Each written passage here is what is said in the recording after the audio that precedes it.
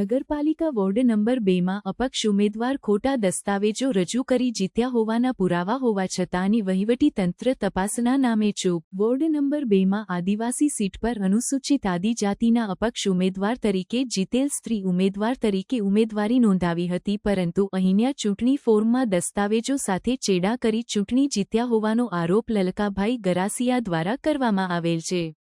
ખોટા દસ્તાવેજો દ્વારા ચૂંટણી પંચને ગેરમાર્ગે દોરી ફોર્મ ભરનાર આવા ઉમેદવારો સામે કાયદેસરની તપાસ કરવા માટે રજૂઆત કરવામાં આવેલ છે।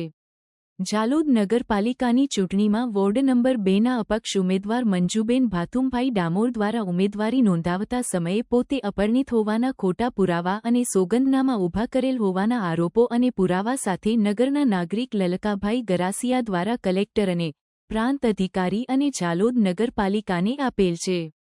ચૂંટણી જીતેલ અપક્ષ ઉમેદવાર મંજુબેન ડામોર પરિણીત છે અને તેમના લગ્ન અબ્દુલ વહાબ અબ્દુલ રહીમ મતદાર સાથે થયેલ છે અને તેઓના પરિણીત વ્યક્તિ સાથે આધાર કાર્ડ, રેશન કાર્ડ અને પાન કાર્ડમાં પતિ સાથેના દસ્તાવેજો બનેલ છે અને તેઓના પતિ પત્નીના સંબંધ થકી એક બાળક પણ છે તે હકીકત પણ છુપાવવામાં આવેલ છે।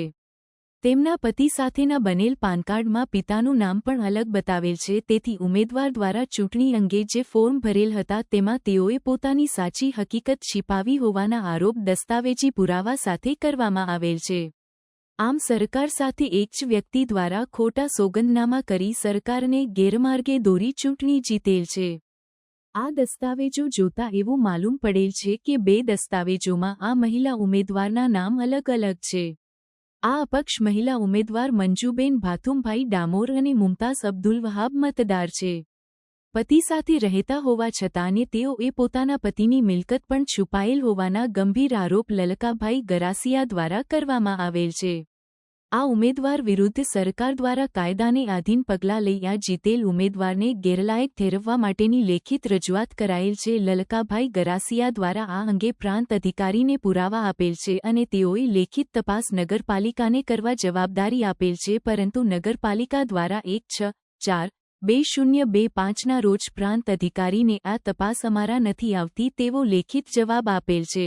ઝાલોદ નગરપાલિકાને ઇલેક્શન 2 માસ પહેલા આવેલું અને એની અંદર જીતેલા જાહેર કરેલા મંજુબેન ભાતુભાઈ તેમના વિરોધ મેં અરજી આપેલી પ્રાંત સાહેબને અને કલેક્ટર સાહેબને જે તે લગતા ચૂંટણી અધિકારીને આપેલી। આ દિવસ સુધી મને કોઈ જવાબ મળેલ નથી। એથી પ્રાંત સાહેબને પાસે જાય તો પાલિકા પાસે જો, પાલિકા પાસે જાય તો પ્રાંત સાહેબ પાસે જો, મને ગોળ ગોળ જવાબ મળે છે અને આ ખરેખર ન્યાયાધીશ મને ન્યાય ક્યારે મળશે? આશરે 1.5 માસ થઈ ગયો છે।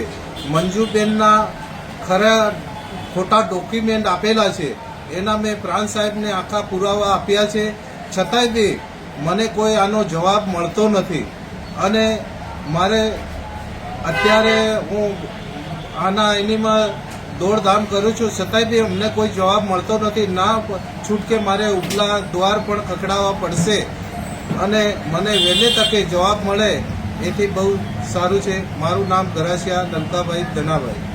હા, આની અંદર રાજકીય દબાણ છે કે કોઈ વહીવટ ખાયકી થયેલી છે કે શું છે એનું મને ટેન્શન છે અને ખરેખર આનીમાં કોઈનું રાજકીય દબાણ હોય તો ન્યાયાધીશ તો ન્યાય સાચો મળવો જોઈએ મને।